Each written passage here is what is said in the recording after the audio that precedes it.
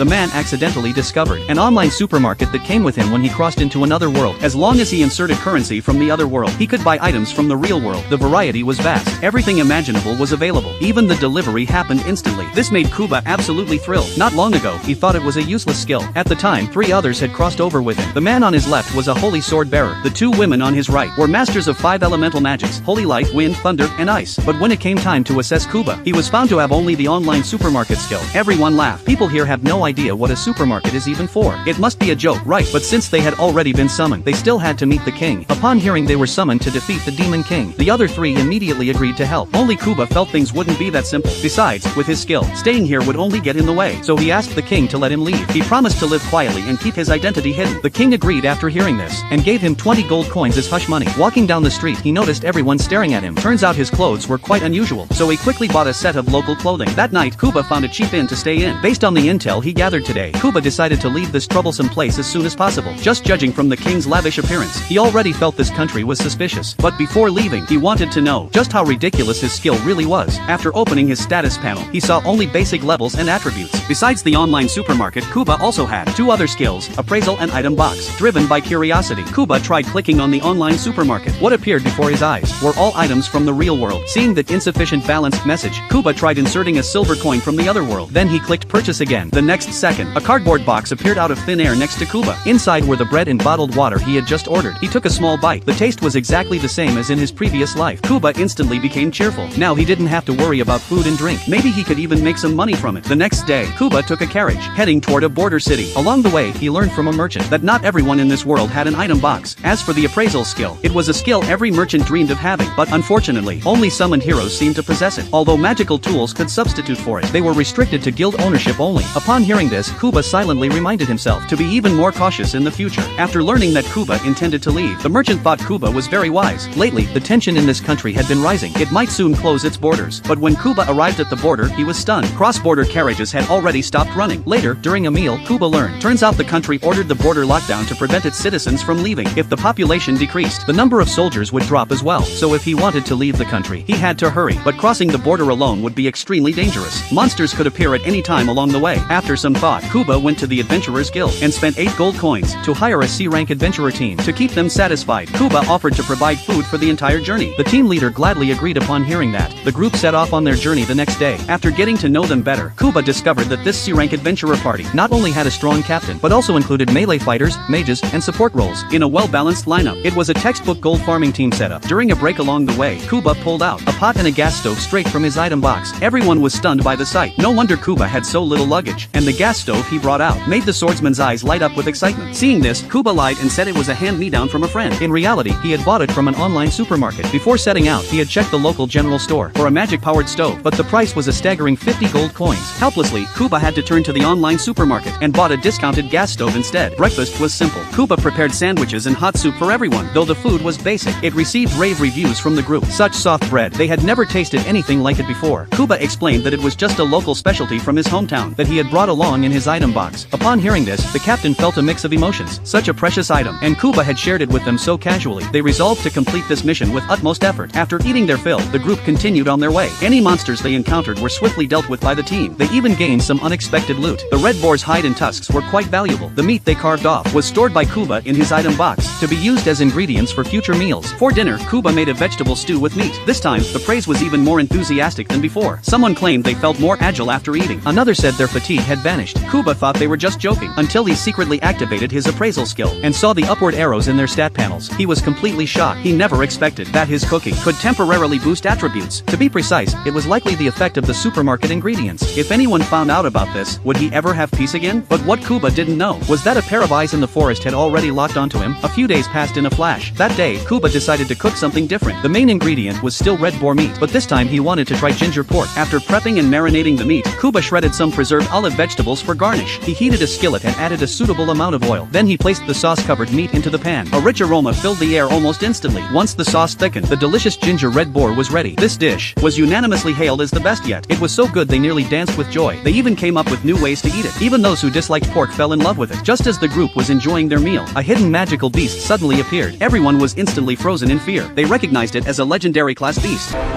人間よ、我の声を聞け。フェンリルか。それを我にも食わせる。聞こえぬのか。我に食わせろ。 Seeing the captain nod, Kuba cautiously offered his plate. The demon wolf was very pleased with the taste, but the portion was far from enough. Kuba said he could make more, but it would take a little time. The demon wolf agreed, but insisted he hurry. So Kuba transformed into a frenzied cooking machine. He even switched to the largest cookware he had, but the demon wolf's stomach was like a bottomless pit. うまい。次。どうぞ。足りぬ。はい。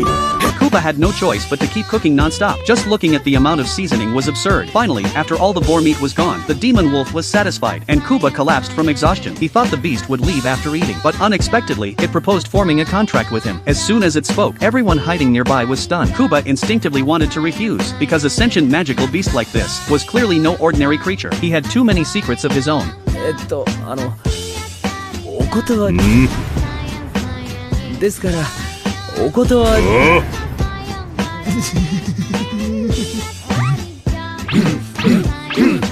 Kuba was speechless. It seemed he had no way to say no. Then the demon wolf called him forward. Its forehead began to glow. Then it pressed its forehead against Kuba's, and with that, the contract was sealed.